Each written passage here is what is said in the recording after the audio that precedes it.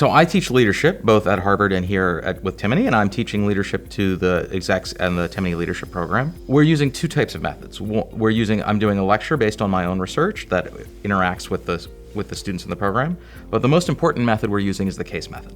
We're doing two cases with the executives here, and in both cases we're taking a real leader who faced a key moment in their career, a key decision that was important for themselves or for their company, and having the executives work their way through the problem and understand it and try and come to their own solution, which might or might not be the same as the one that the person that they're studying did. So in the case we did last night, we looked at Cynthia Carroll, the CEO of Anglo American, the third largest mining company in the world, and how she dealt with fatal accidents in the Rustenburg Platinum Mine, the largest platinum mine in the world, which employs about 30,000 people in Rustenburg, South Africa, where in the span of about 4 months they'd had 5 fatal mining accidents.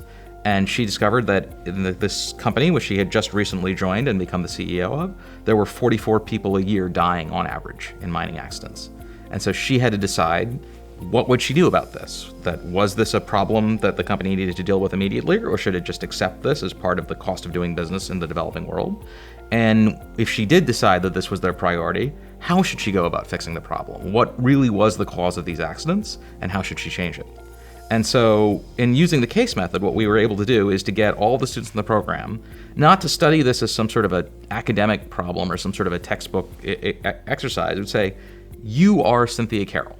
You are sitting in the helicopter on the landing pad when your head of platinum mining pulls open the door and tells you, Cynthia, I've got really bad news. We've had a 5th fatality. You are there. You are not an advisor. You are not a consultant. You're the CEO of one of the most important companies in the world. What would you do? And actually get them to sit in that situation and think through the problem from that perspective and understand all of the different issues and using the same information that she had available, sort of work your way back through what do we think is the cause? What's the tactics we could use to address the immediate issue? What are the deeper strategic problems that are really revealed by all of this? And how could we work our way through those? What I'm really trying to do is just steer the discussion as gently as possible to get the students to bounce ideas off each other and disagree with one another, and even argue vigorously with one another on issues that are important, even lives on the line sometimes, that you really have strong feelings about your position and you really want to engage with someone else who has different ones. And so the best learnings in a case discussion don't come from the professor as much as they come from the students themselves, who have their own perspectives and their own ideas and will engage with one another to try and come to the truth. And I think one of the most useful insights from the case discussion for students is that they know that they're in a room with a bunch of other carefully selected, highly capable, highly intelligent, highly informed people who have the same set of information available to them and yet come to radically different conclusions.